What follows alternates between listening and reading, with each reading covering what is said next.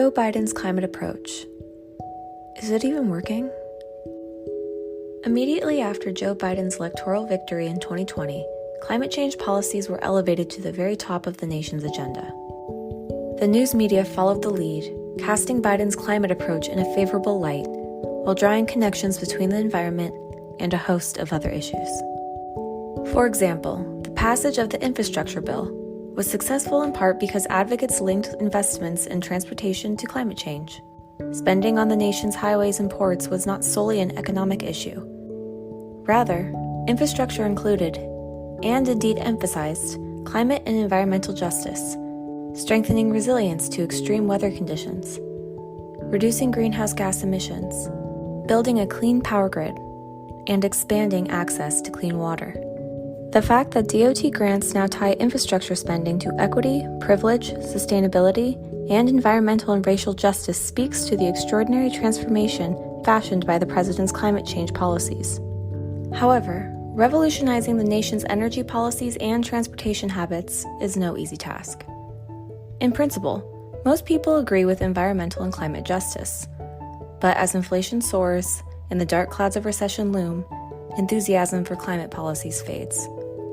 Economic troubles arose a pragmatism that clashes with the public spirit required for real change. Under normal circumstances, it's politically risky to ask people to sacrifice for an uncertain climate future. It is self-destructive during an economic downturn.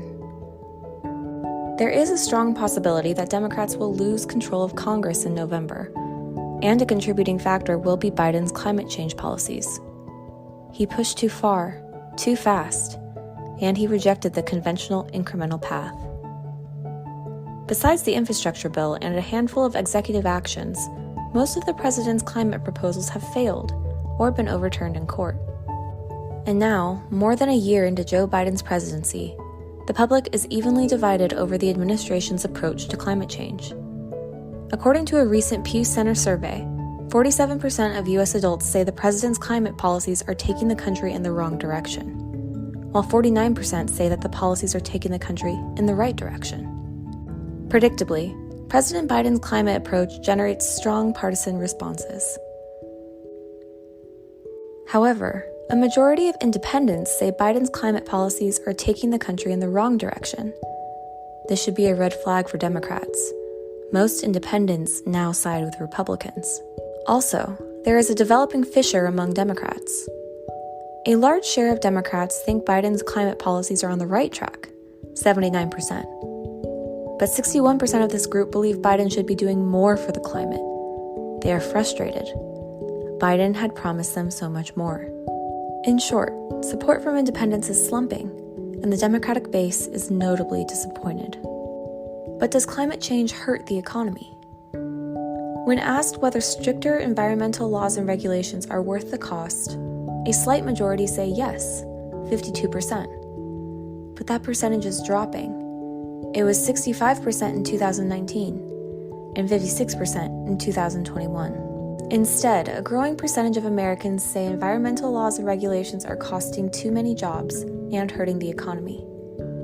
Over the last 2 years, that percentage has increased by 12%, increasing among Republicans 20 points and Democrats by 7. The Biden administration has proposed to make half of the U.S. auto fleet electric by 2030. Likewise, California unveiled a program that bans all new gas-fueled cars by 2035. And recently, the European Union proposed a similar ban on new gas cars and trucks by 2035. Notable car makers and transportation companies have followed the example and promptly announced their own EV plans. Nevertheless, the public remains steadfast. Opposition to phasing out gasoline cars now stands at 55%, increasing 4 points since April of 2021. While Democrats and Republicans are divided, the opposition has nevertheless increased among both groups. About a third of Democrats now oppose phasing out gas cars and trucks. Most Americans do not plan on purchasing an EV. When asked how likely they would consider one, only 15% said very likely.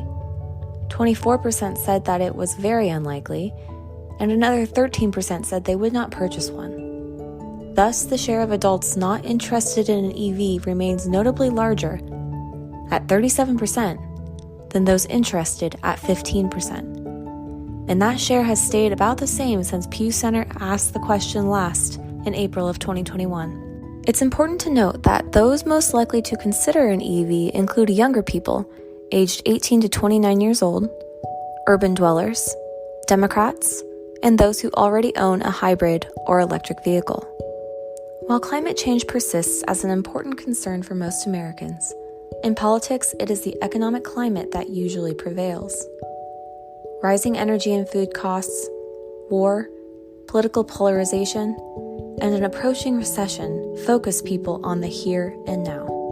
Yes, EVs, AVs, and the widespread application of renewable fuels and programs to reduce carbon pollution are the future.